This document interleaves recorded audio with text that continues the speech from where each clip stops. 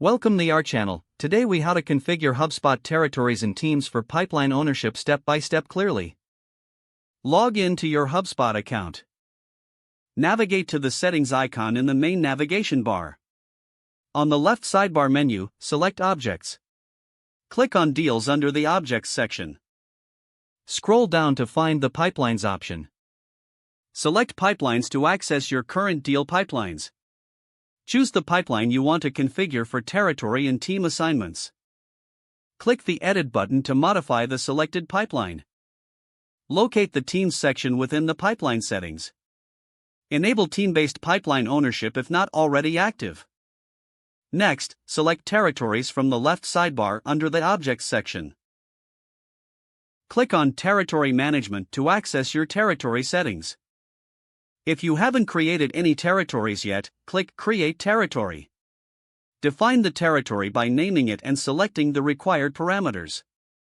Once created, return to the Territory Management page. Select the territory you want to assign teams to. Click on the Assign Teams button within the territory settings. Choose the teams you want to assign from the list provided. After selecting the teams, confirm the assignment. Next, revisit the Pipelines section under Deals. Ensure that each pipeline stage is assigned to the corresponding teams. Save your changes to finalize the pipeline configuration.